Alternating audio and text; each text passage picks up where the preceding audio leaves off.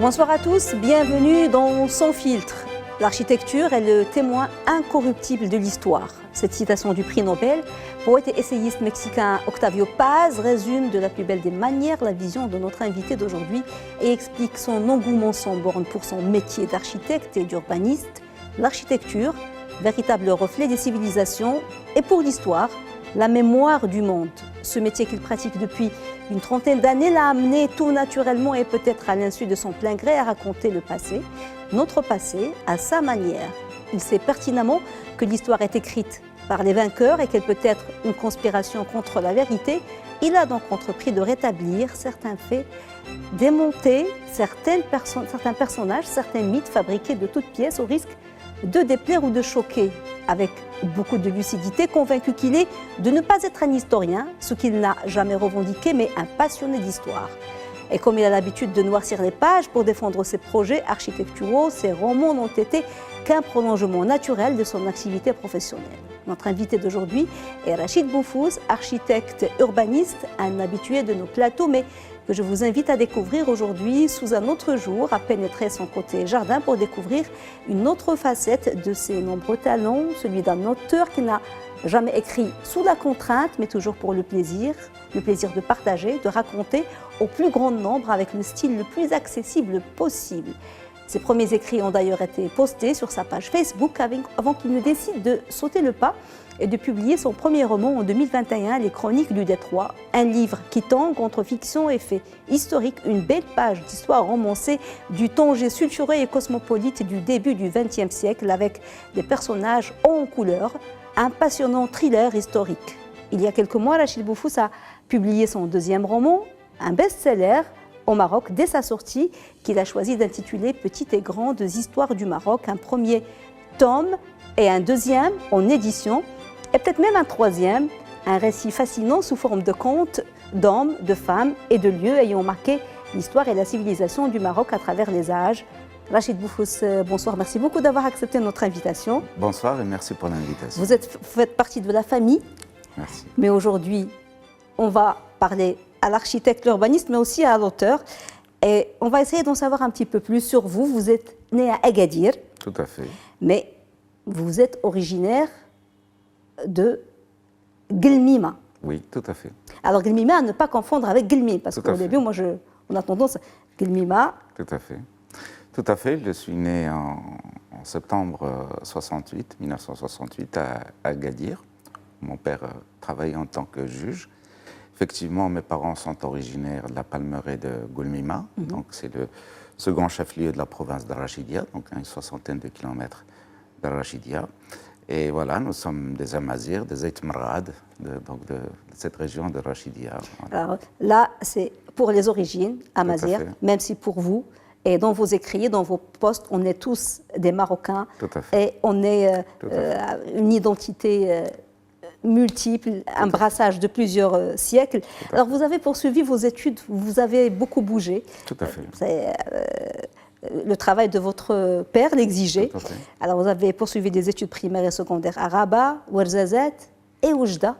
C'est ça? Tout à fait, tout à fait. Mon père était gouverneur, d'abord juge pendant 13 ans, 1959 à 1971. Après, il a été donc nommé gouverneur avec un premier poste à Rachidia, dont il était originaire d'ailleurs. Après, on a été à Bouarfa, Figuik, dont il a été le premier gouverneur, donc il a créé en quelque sorte cette province. Et après, il a été à Ouarzazate pendant 6 ans, puis à Oujda 12 ans. Donc il a été gouverneur pendant 29 ans. Et puis au gré donc, des déplacements, effectivement professionnels de mon père, on a été obligé de l'accompagner. Et puis il nous inscrivait justement à l'école publique. Et c'est un choix qu'il a fait. Alors qu'il aurait pu, vu son poste, de vous écrire dans une... Même si à l'époque, l'école privée, c'était pour les mauvais élèves, c'était pour les ratés, à part la mission. Hein. Alors c'est quelque chose que je lui ai demandé beaucoup plus tard. Je lui ai dit pourquoi, alors que les hauts fonctionnaires inscrivaient leurs enfants à la mission étrangère, pourquoi nous, tu as choisi... Et il m'a dit quelque chose qui m'est toujours resté en tête. Il m'a dit, écoute, en tant que gouverneur, je dois administrer des centaines de milliers de personnes. Et je n'ai pas envie que quelqu'un vienne un jour chez moi, dans mon bureau, et ils me disent, vous ne connaissez pas nos problèmes, monsieur le gouverneur, puisque oui. vos enfants ne sont même pas scolarisés avec les nôtres.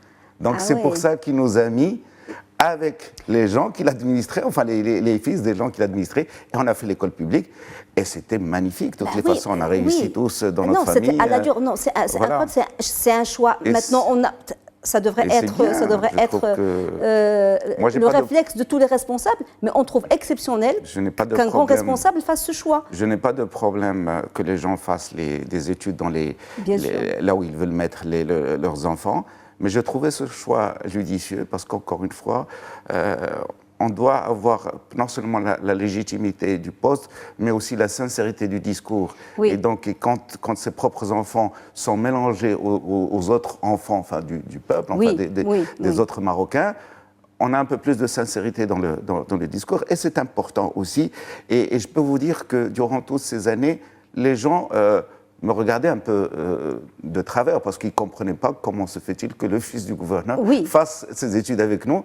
Mais j'étais quelqu'un de totalement... C'est-à-dire, je me suis toujours intégré. Il n'y a pas eu de problème, bien au contraire. J'ai rencontré j'ai fait de grandes amitiés dans cette école publique qui demeurent encore à ce jour. Et je suis très fier de cette école publique marocaine. Oui. Alors là, c'est vous en fond. Tout à fait. Très jolie photo. Et 10 ans, vous avez 10 ans. J'étais au CM2. C'est une photo que j'avais prise à Ouarzazate, voilà, avec mon premier costume. C'est ça, je vois. On ne voit pas la cravate. Bon, c'était mon frère qui m'avait prêté la cravate, elle était trop grande. Ah oui, non, vous êtes sur votre 31. Et voilà, et puis voilà. Alors, avant de poursuivre, on va parler de votre père, parce que votre père, il a fait ce choix qui est courageux, et puis c'est un homme sincère, et c'est un homme courageux, parce que être gouverneur, avoir passé, je sais pas, 29 ans en tant que gouverneur au service de l'État, comme il a publié justement un livre qu'il a intitulé Au service de l'État en 2004. Il y a un récit autobiographique. On voit la couverture ici.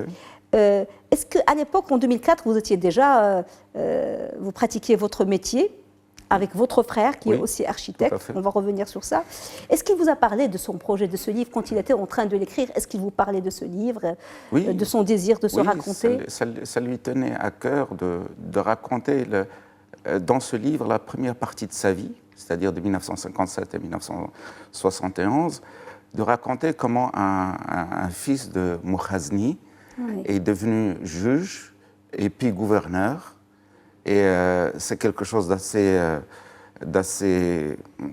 c'est pas courant. L'ascenseur social fonctionnait. Et il voulait démontrer que cet ascenseur social, lui qui est venu d'une bourgade improbable du sud-est du Maroc, pouvait arriver jusqu'au plus haut sommet de l'État juste par le mérite, par le sérieux, par l'abnégation et par la rigueur. Mais c'est ce qui explique le fait qu'il vous ait inscrit à l'école publique. Tout à fait, tout à fait.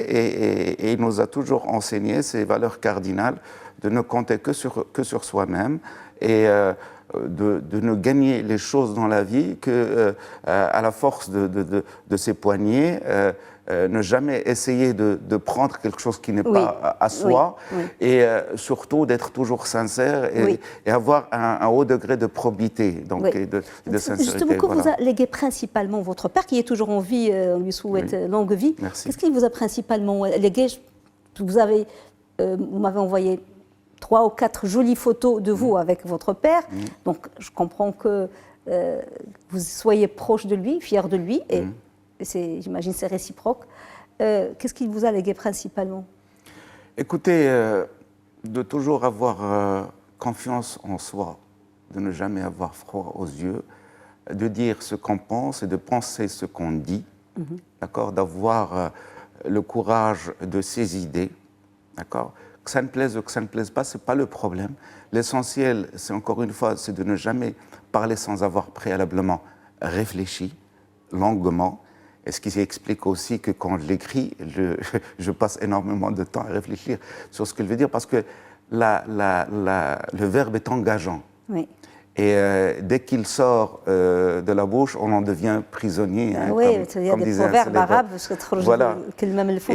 Et donc il faut être très important par rapport à ça. Et surtout, ce qu'il m'a légué c'est cet amour extraordinaire de notre pays, parce qu'on a fait pratiquement tout le Maroc avec lui.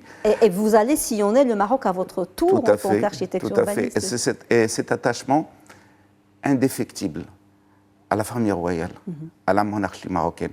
Moi, je suis un enfant d'une Merzenne, je le dis souvent, je suis né dans cet environnement. Enfin, quand j'ai eu 3 ans, mon père est devenu gouverneur, donc avant il était juge, donc on a baigné dans cet environnement Merzenne. Oui. Et c'est une culture à part, c'est une culture où on apprend surtout, avant tout, à respecter autrui. Oui. Contrairement à ce qu'on puisse, à ce qu'on peut colporter là-dessus, mais c'est une véritable école. C'est quelque chose d'extraordinaire. Et ce n'est pas pour rien que ce système a à peu près 1000 ans. Ben justement, j'allais dire, le Maroc doit sa pérennité aux dynasties, aux monarchies. Tout à fait. Alors, on va revenir à vos études. Vous avez eu votre bac à Oujda. Oui, en 86. En 86. Et puis, vous n'avez pas tout de suite opté pour des études d'architecture. Au début, vous avez fait médecine. Tout à fait. Est-ce que c'était votre père? Est-ce que c'était vous? Pourquoi avoir switché? Alors, c'était moi. Et je voulais faire des études d'abord à l'étranger. Je ne voulais pas rester au Maroc. D'accord. Et donc, j'avais fait un bac sciences expérimentales. Bon. J'ai fait en sorte de rater. Ça peut paraître paradoxal, mais enfin, si je vous demande pourquoi, on ne va pas finir, parce qu'il y a tellement de choses mal. Et j'ai fait en sorte de rater le concours de médecine au Maroc pour pouvoir partir. Après, bon, après moult pérégrinations, j'ai atterri en médecine en France. J'ai fait 2 ans. Et je pensais que je pouvais faire médecine. Ce sont des études très, très difficiles. Et au bout de 2 ans, je me suis dit, je ne suis pas fait pour cela. Entre-temps, mon frère était en école d'architecture. Donc, je lui ai demandé en quelque sorte de convaincre mon père de me laisser en France, mais de faire des études d'architecture. Oui. Alors, l'architecture, est-ce que pour vous, l'amour est venu après le mariage ou c'était avant? L'architecture, vous l'avez aimé après ou avant? Écoutez, sur les 2 ans que j'ai passés avec mon frère, on habitait ensemble, je voyais un monde qui était extraordinaire, celui de l'architecture. Je le voyais dessiner sur la table à l'ancienne, etc. Maintenant, il y a des ordinateurs, mais à l'époque, il y avait des Rotring, il y avait des choses, des stylos, etc. Et ça me passionnait. Votre métier, c'est bâtir, mais c'est aussi, parce que vous faites des études justement sur l'histoire, c'est aussi, quand vous dites questionner les pierres, et puis vous posez des pierres qui seront questionnées. Et déjà là, en parallèle, commence votre passion pour les civilisations passées, pour l'histoire, parce que vous écrivez l'histoire future. À travers mon métier, oui. Parce qu'on conçoit, en tant qu'architecte urbaniste, au-delà de toute prétention, nous avons ce don de projeter l'avenir des gens, enfin, des lieux où ils vont vivre, où ils vont travailler, où ils vont se faire soigner. Donc l'architecte a une responsabilité sociétale et morale très importante. On va découvrir, parce qu'il y a la tradition dans cette émission, c'est de ramener un objet. On va découvrir l'objet que vous avez ramené avec vous. L'objet.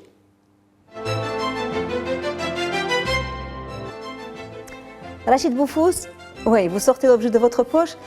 Ah, c'est ce fameux bonnet rouge. Tout à fait. Qu'on vous voit porter souvent sur les réseaux sociaux ou dans vos déplacements. Quelle est son histoire? Et écoutez, c'est un bonnet que j'ai commencé à porter vers 2013-2014.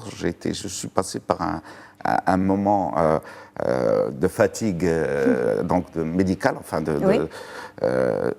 et je me suis dit, il faut quelque chose pour me couvrir, enfin pour me tenir au chaud. Et puis j'avais une calvitie naissante, et puis c'était en hiver, et j'ai opté pour cet objet. Pourquoi rouge? Parce que pendant très longtemps, j'étais fasciné par les Bretons, les marins bretons qui portaient toujours un bonnet rouge, mais aussi le capitaine Cousteau, Jacques Cousteau, et c'était les fameux documentaires de notre enfance. Exactement. Et ça a été un peu difficile de trouver un bonnet rouge, parce que c'est pas comment d'en trouver. On en trouve dans toutes les couleurs. Il faut oser porter un bonnet rouge aussi. Et c'est devenu un peu ma signature, parce que quand je me prenais aux photos, etc., surtout quand je voyageais un peu partout au Maroc, j'avais tendance à me prendre en photo avec le bonnet. Et maintenant, les gens dans la rue m'appellent, enfin m'interpellent, il est où le bonnet? Ou m'appellent bonnet rouge, donc je suis un peu, c'est ma signature. Voilà. C'est votre signature, et c'est un peu un bonnet qui vous a aidé dans un moment difficile. Donc il m'aide toujours, c'est un objet qui m'est très cher et que je porte exclusivement de fin octobre à fin février, Oui. quand il fait froid. Oui, oui. Et puis voilà, puis je l'emporte avec moi dans tous mes voyages. Et puis voilà, puis là, c'est Oui, il y a des objets, nous avec envoient en arrière-fond la fameuse palmeraie de Goulmima. De Goulmima, oui. Et puis voilà, quoi. Donc c'est ça l'histoire de ce bonnet. Tout à fait. Bah, les objets, ils nous envoient des ondes négatives ou positives, ils ont aussi une vie. Cet objet, il m'est vraiment très très cher. Il vous est très cher. Et j'en ai une Plusieurs, dizaine. j'imagine. J'en ai une dizaine. Oui, j'en ai une dizaine. Je sais, j'ai compris que ce n'était pas le même. Ils sont tous rouges. Donc, ils sont tous rouges. Tout à fait. Alors, on va revenir justement à votre métier de base, architecte urbaniste. Ça fait 30 ans, un peu, une trentaine d'années que vous êtes. Et puis, ces 30 dernières années, nos villes ont beaucoup évolué. Il y a une incroyable explosion démographique. En 1960, le Maroc comptait quelque chose comme 3 millions et quelques... Entre 9 et 10 millions, 10 millions voilà. d'habitants. Et aujourd'hui, on est à plus de... On va être à 40, certainement. 40. Certainement. Quel regard portez-vous sur cette explosion démographique et le développement urbain des villes? Est-ce qu'elle a été bien gérée, mal gérée? On sait qu'à un certain moment, avant l'urbanisme, même le terme urbanisme n'existait pas, c'était confié aux ingénieurs. Aujourd'hui, on commence à le confier aux architectes urbanistes. Oui, on l'a confié assez tôt. Parce qu'il y a certaines villes qui ont grandi un peu n'importe comment. Alors, le véritable problème que nous avons connu, c'est que pendant les 42 ans du protectorat français, les gens étaient confinés dans des territoires bien encadrés, avec des contrôles au niveau des entrées de ville. Donc on ne pouvait pas se déplacer facilement. Une limitation de déplacement. Pourquoi? Parce que le protectorat, on l'oublie souvent, a été surtout hygiéniste. On avait très peur des épidémies, de la propagation des épidémies. La population locale se mélange aux Européens. Et pas sincèrement un problème de surpopulation. Donc c'était surtout pour préserver, les populations étrangères qui vivaient. Et donc à partir de l'indépendance, on va décréter la liberté de circuler partout au Maroc, d'acheter des biens là où on voulait. Et puis il y a eu un grand rush des Marocains vers les grandes villes industrielles, notamment à Casablanca, donc avec le formidable développement du port. Et effectivement, on a eu un appel d'air, effectivement. Et il faut dire aussi, politiquement, on voulait construire un grand pays. Nous étions très peu, à 9 millions, 9-10 millions. Et puis aussi, le discours politique à l'époque disait qu'il fallait faire des enfants. Donc on était à 7 enfants par couple. C'était cela. Et donc c'était bien, parce qu'il fallait de la démographie, etc., pour peupler ce territoire qui était très peu dense. Et le problème qu'on a eu, c'est que ces populations se sont concentrées dans une bande littorale, d'El Jadida jusqu'à Kénitra. Après, maintenant, c'est par extension, elle va jusqu'à Tanger. Mais cette bande littorale, aujourd'hui, elle accueille à peu près 50% de la population marocaine et plus de 60% de la population urbaine du Maroc. Donc, vous imaginez les problèmes qui en ont résulté, notamment que les politiques publiques en matière d'occupation de foncier, etc., n'avaient pas suivi. Donc, on a été obligé de mettre les gens dans des douars, dans des noualas, des huttes. Ils sont devenus des bidonvilles par la suite. Le terme bidonville a été créé au Maroc dans les années 40. Bon, ailleurs, il y a autre chose, les favelas, mais bidonvilles, c'est... Concomitamment avec le Brésil, bien sûr. Et puis, on s'est dit, on va permettre à ces gens de durcifier en quelque sorte ces bidonvilles. Et puis, c'est devenu cette fameuse maison marocaine, ce cube très laid, etc. Mais toujours est-il que les pouvoirs publics n'avaient pas d'autre solution que de faire habiter le plus grand nombre. Donc on va lancer les établissements régionaux d'aménagement de construction, les fameux ERAC. On va lancer énormément d'établissements. L'État va investir énormément d'argent pour ouvrir, faire accéder les Marocains à la propriété, faire des lotissements, etc. Et donc, dans les années 2000, nous avions encore un déficit de 1,5 million de logements. Donc, c'est pour ça que Sa Majesté Mohamed VI va lancer le programme de logements sociaux, c'est-à-dire dans sa phase d'exonération d'impôts, etc., qui va permettre, même si ce programme avait démarré en 1997, mais il ne va vraiment être mis en œuvre que vers les années 2002-2003, avec les incitations fiscales. C'est très passionnant, mais... On va avancer un petit peu, parce qu'on va juste dire quelques mots sur les grandes villes, parce qu'on a un patrimoine magnifique au Maroc, patrimoine architectural, on va parler de patrimoine marocain. Bon, vous avez habité à Ouarzazate, Tafilat, les Qsour, qui sont extraordinaires, mais aussi un patrimoine qui a été légué par le colonialisme à Casablanca. On connaît, c'était un laboratoire, tout ce qui est art déco, donc c'est pour ça. Mais on n'a pas pris conscience de la valeur de ce patrimoine qu'il y a quelques années, grâce à la société civile. Mais les pouvoirs publics, est-ce qu'ils jouent leur rôle? On voit des voix s'élever chaque fois qu'il y a un bâtiment classé par la société civile qui va être détruit ou qui menace ruine, mais il n'y a pas que Casablanca. Moi, je dis, j'ai des idées assez arrêtées sur ces questions de patrimoine. Non, ce que je me dis, ça c'est d'abord l'architecture néocoloniale. Donc elle est faite par le colonialisme, très bien. Mais ça fait partie de notre histoire. Pas faite pour les Marocains. Non, mais ça fait partie de notre histoire. Tant qu'elle était occupée par les Européens, etc., elle était assez entretenue, etc. Ouais. Quand les Marocains sont venus l'occuper, elle s'est détériorée. C'est ça, il n'y a pas d'autre solution. Enfin, d'autres explications. Mais ce n'est pas que la responsabilité de ceux qui occupent, c'est aussi la responsabilité des pouvoirs publics, des communautés. Non, parce qu'il y a des règlements de copropriété. Les gens ont le devoir de ravaler les façades, de les entretenir, etc. Toute une éducation civique, ça peut prendre des dizaines d'années pour que les gens... Tout à fait, mais les textes existent. Pourquoi ils existaient avant 1956 et après on les a laissés tomber. Et... aujourd'hui, je questionne cette architecture, notamment à Casablanca, qui pose aujourd'hui problème.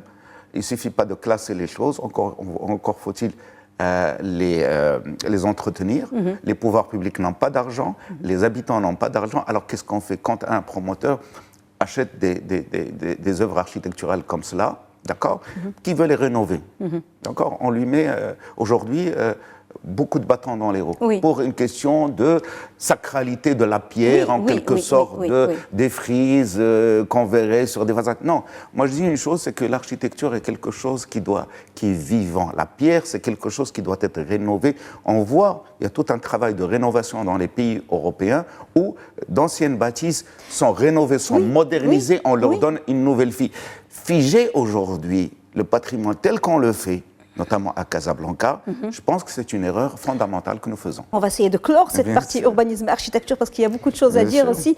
On va commencer de l'écriture, parce que l'écriture, vous écriviez toujours en fait, vous écriviez pour vous, des posts, des articles, des chroniques, et puis vous avez commencé à écrire, vous étiez actif sur les réseaux sociaux, mais avec du bon contenu. Les gens qui aiment le bon contenu vous lisent, même quand les posts sont longs, et vous avez commencé à écrire votre premier livre. D'ailleurs, les premiers épisodes, c'était sur Facebook. Donc, c'était comment comment est née l'idée de ce livre, Les Chroniques du Détroit.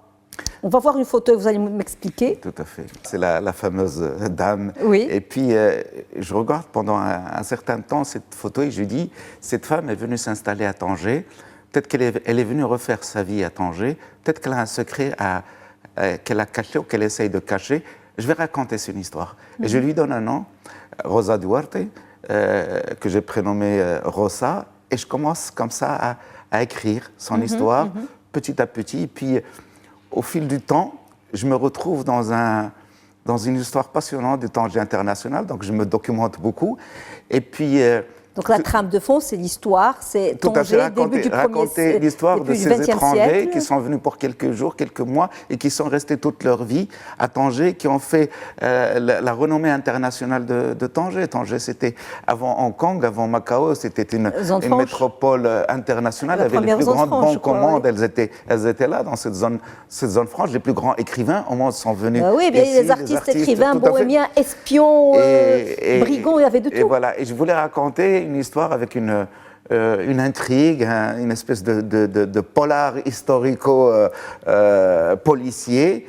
Et puis j'ai inventé d'autres personnages, notamment Ricardo Berlin. Enfin, c'est un peu moi qui est transposé. Enfin, et puis je mets des personnages historiques qui ont réellement existé, juste pour raconter en toile de fond tous les soubresauts historiques qu'a connu le Maroc. Oui, ça c'est une photo de la Beat Generation. La Beat Generation, c'est Kerouac, Ginsberg, etc., avec Paul Bowles qui est assis, et Mohamed El Marabt, enfin qui... Donc c'est ça l'univers. Oui, c'est ces gens-là, dans les années 40, 50, c'est Paul Bowles qui vient à la fin des années 20 s'installer à Tanger, qui va les ramener à Tanger dans les années 40-50. Ces gens vont faire la renommée internationale de Tanger. Et cette renommée va commencer à se déliter un petit peu avec la fin du statut international en 1959. Et puis Tanger est devenue une autre ville avec beaucoup plus marocaine. Et puis c'est la ville la moins marocaine du Maroc. Elle a été déjà anglaise pendant 20 ans. La moins marocaine ou la plus internationale? La plus internationale et la moins marocaine parce que les étrangers l'ont toujours occupée. Elle a été anglaise de 1660 à 1680 pendant 20 ans. Et après, à la fin du 19e siècle, c'était Tétouan qui était la capitale. Oui. Et puis, il y a des étrangers qui sont venus, qui se sont occupés de l'assainissement de la ville, de la santé, etc. C'est comme ça qu'en même pas une dizaine d'années, il y a eu 15 000 Européens qui sont venus à la fin du 19e siècle s'installer à Tanger. Oui. Et quand les deux protectorats marocains et espagnols sont venus, déjà, on avait une grande communauté étrangère. Oui. Est-ce que vous êtes nostalgique de cette époque, même si Tanger, c'était une ville underground, c'était la ville où les gens pouvaient se refaire une vie. Maintenant, c'est une belle ville avec une infrastructure, mais est-ce qu'elle a un peu perdu de son essence, de ce qui fait qu'elle était cette ville non, je la préfère, mythique aujourd'hui? Je la préfère aujourd'hui parce qu'elle est beaucoup plus belle. Hein. Elle appartient aux Marocains. C'était un repère de brigands, un repère de tous les gens qui voulaient faire des trafics dans le monde entier venaient ici, un repère d'espions aussi. Donc il y avait des choses plus ou moins glauques qui s'y passaient. Non, je ne suis pas nostalgique. C'est pour l'histoire. C'est bien, je la raconte dans mes livres, mais c'est juste pour l'histoire. Mais c'est pas. Aujourd'hui, elle est beaucoup plus belle. Hein. C'est clair. Surtout depuis une vingtaine d'années que Sa Majesté a lancé une formidable mise à niveau de la ville. Et je peux vous dire qu'il y a 20 ans, j'étais à Tanger. On ne pouvait même pas circuler. Il n'y avait même pas d'espace vert. C'était des bidonvilles partout. Et puis maintenant, la corniche, elle a été rendue à la population. Et puis aujourd'hui, avec le TGV, là, aux dernières fêtes du Mouloud, le TGV était complet tous les jours. Oui, on rajoutait même, on doublait les wagons, le nombre des wagons. Vous imaginez, c'est extraordinaire. Bien sûr. On va marquer une pause pour une rubrique qui s'appelle le triptyque. Et je vous ai demandé de m'envoyer 3 photos. Vous avez choisi 3 photos. Triptyque.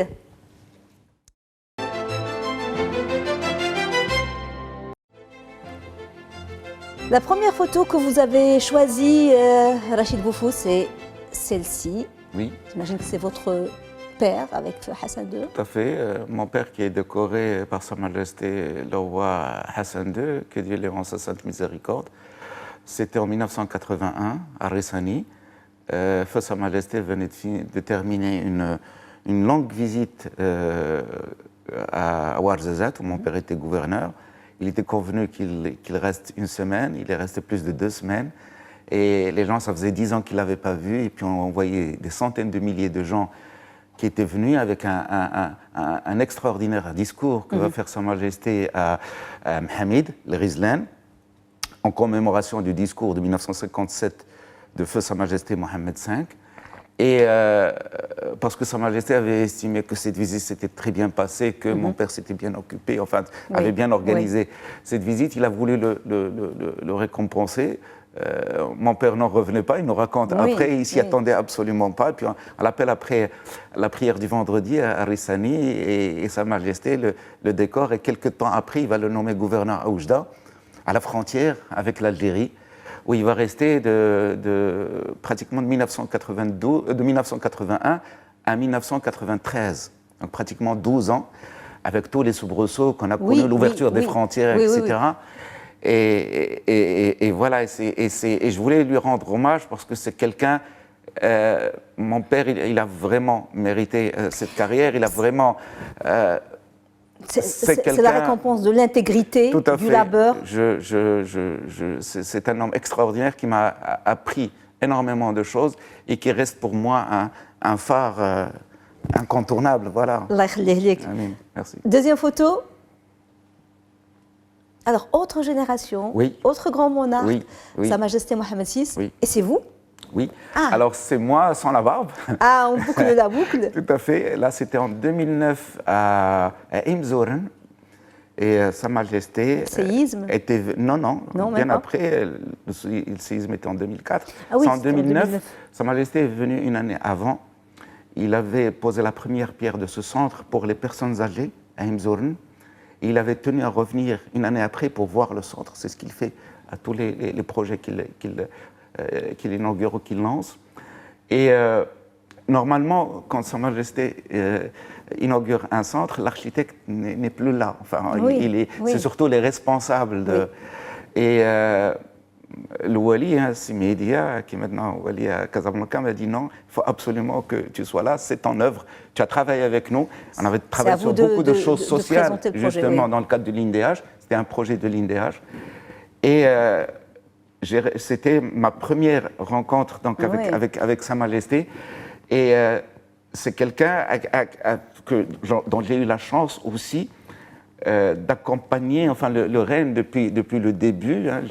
J'ai fait plusieurs projets. Bon, et c'est la première fois, on était en quelque sorte pendant à peu près une quarantaine de minutes ensemble. Il voulait visiter tout, il voulait voir tout. Oui. J'ai découvert un homme extraordinaire, un roi formidable, qui était soucieux de tous les détails, petits et grands. Et je suis sincèrement fier de le servir et je suis fier d'exercer mon métier sous son règne. Et j'imagine qu'à ce moment-là, vous avez une pensée à votre père qui doit être fier de vous. Tout à fait, et il était très fier quand il m'a vu après à la télévision et tout. Donc troisième photo. Alors, tout à fait, et ça je venais d'avoir votre bac, non? Non, d'avoir mon diplôme d'architecte. Ah, vous faites jeune ici. C'était en juillet 1993, un mois après l'obtention du diplôme. Et c'est en quelque sorte la première discussion d'homme à homme, en quelque sorte, que j'ai eue avec mon père. Et j'avais à l'époque 24 ans et mon père, je ne l'avais pas vu durant toute sa vie. C'est-à-dire avec ses occupations, etc. On était beaucoup plus avec ma maman, Allah yarhamha, donc on le voyait. Et c'était la première fois où on discutait, en quelque sorte. Il était très fier que je suis le dernier d'une fratrie de 4, et puis diplômé, et puis on a parlé, et je me rappelle encore très bien qu'il avait filmé justement cette rencontre, parce que... Il a la télécommande à la main, je ne sais pas pourquoi. Non, il y avait des personnes à côté, et il découvrait en quelque sorte un garçon qu'il avait pratiquement jamais vu, qui avait des idées déjà un petit peu révolutionnaires, mais qui réfléchissait surtout sur la jeunesse, etc. On avait discuté pendant 2 heures sur tous les problèmes de l'époque, et c'est pour ça qu'il voulait filmer justement. Et on voit son sourire, et un peu le sourire, peut-être le sentiment du devoir accompli, le dernier garçon sûrement. Et puis le rouge, c'est prémonitoire. Déjà, vous aimez le rouge en fait. Vous portez une veste rouge. Tout à fait. Alors, on va passer, parce que après votre premier livre, qui a bien marché, c'était en 2021. Tout à fait. 2024, il y a quelques mois, vous avez publié un deuxième livre, Petite et grande histoire du Maroc. Toujours la trame de fond, c'est l'histoire. Et puis, cette fois-ci, il y a des contes. Et c'est un premier tome, il y a un deuxième tome. Et là, vous dites, c'est pareil, c'est une introduction à l'histoire. Et on peut lire dans la présentation de l'éditeur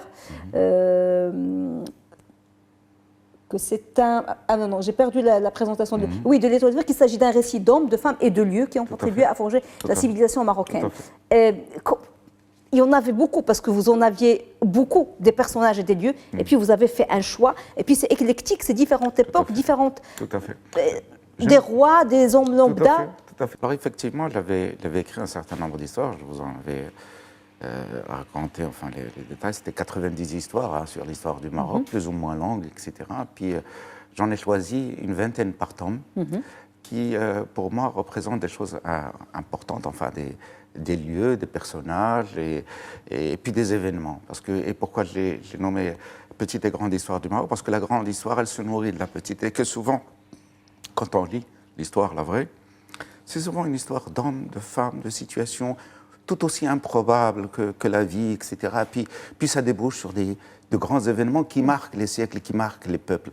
Et j'avais un problème avec l'histoire du Maroc, parce que c'est souvent écrit par des grands historiens, étrangers ou marocains, mais c'est souvent en quelque sorte indigeste. C'est trop lourd, il y a beaucoup de références, beaucoup de choses. Et puis, beaucoup de gens marquaient l'engouement d'un apprentissage rapide, simple, de l'histoire du Maroc sous une forme d'une espèce d'une introduction. Donc c'était ça qui m'a motivé, de faire une espèce d'introduction à l'histoire du Maroc, que les gens comprennent certains événements à travers mes histoires, et qu'après, s'ils veulent effectivement développer plus, qu'ils aillent vers les grands historiens, effectivement, qui sont là, qui sont dedans. C'est ça. Puis il y a un nouveau rapport à l'histoire chez les Marocains. Dernièrement, on a remarqué une nouvelle génération d'historiens.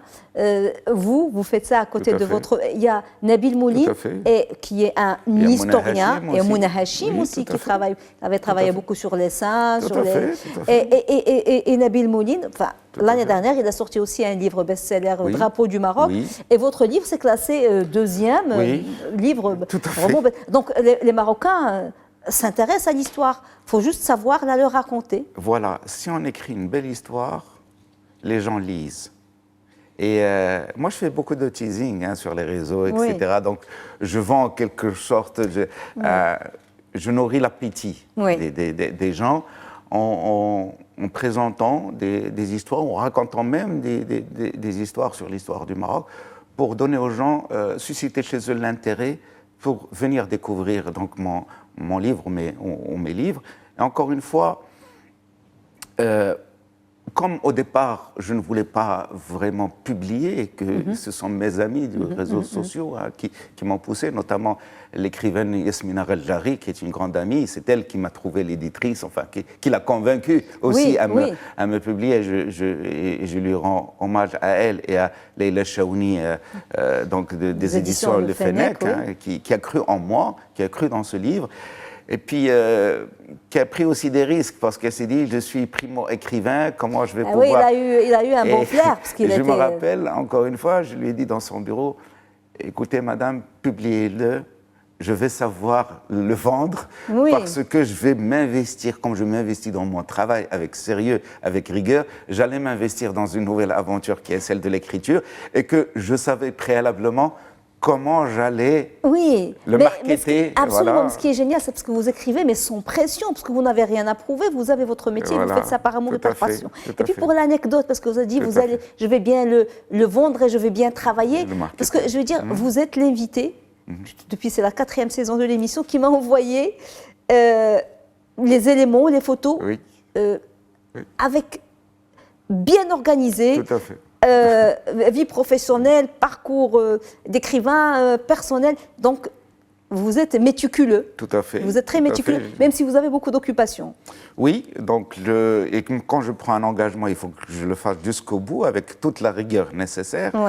Et puis pour ces questions de marketing, j'avais demandé à mes amis, enfin, après l'annonce, je disais à mes amis sur les réseaux, notamment sur Facebook, si vous achetez mon livre, je vous demande une chose, le lire, bien sûr. Et une seconde chose, c'est de vous prendre en photo quelque part dans le monde. C'est ça, il a voyagé. Et je l'ai fait voyager. On peut voir les photos où il est en Chine, il est... Tout à fait, là il est à San Francisco. Là, dernièrement, c'est un ami qui l'a emmené à San Francisco, qui l'a donné à une amie. Il y a une photo où il est en Chine, je crois. Non, là, c'est sa fille. La dernière avec photo... Hichem Hadji, le grand réalisateur marocain. C'est avec Fedwa Misk, oui, tout à fait. Il y a une photo du livre en Chine. Bon, on la verra peut-être après. Alors, il y a une autre, la dernière photo, avec les gratte-ciel en arrière-plan. Alors ça, c'était à C'est pas la Chine? Non, si, ça c'était à Shanghai. C'est Shanghai, oui. Et c'est un ami marocain qui l'emmène avec lui. Bon, il la met à la fenêtre de l'hôtel. Je lui dis non, je ne vois pas grand-chose. Il faut que ce soit à l'extérieur. Il faut que ça soit à l'extérieur, qu'on voit un peu que c'est chinois, etc. Et puis il va la donner à une diplomate chinoise qui était déjà venue au Maroc, un chef de la délégation chinoise économique. Et puis, elle ne savait pas de quoi il s'agissait. Il lui dit, juste vous prenez mon livre, je vais le prendre en photo. Et ça a fait un buzz extraordinaire. Ça a fait un buzz. Et depuis, cette femme qui est aussi francophone, l'a pris pour le lire. Donc, vous imaginez, non seulement on prend des photos, mais... Pareil, vos livres, ce sont des ponts entre le passé et le présent, et des ponts entre les civilisations et les peuples. Un tome 2 est en édition. Tout à fait, c'est celui qu'on a vu tout à l'heure avec la couverture rouge qui va sortir début octobre, qui raconte aussi une vingtaine d'histoires sur l'histoire du Maroc, donc notamment sur le Glaoui, sur la guerre du Rif, sur un certain nombre de lieux, de personnages, enfin sur la... Un troisième tome est prévu ? Alors, il n'y a pas de troisième tome, mais je suis en train de réfléchir de sorte, parce que j'ai écrit aussi des histoires sur l'Andalousie et sur le monde arabe, et sur la Turquie aussi, et j'aimerais bien faire un troisième tome, un peu dans la même lignée, pour raconter ces petites et grandes histoires de l'Andalousie d'ailleurs. J'y travaille, mais on verra. Alors, dernière rubrique, c'est la rubrique chef-d'œuvre, on va découvrir vos chefs-d'œuvre. Il y a 3 livres, en fait, 2 d'un même auteur, chef-d'œuvre.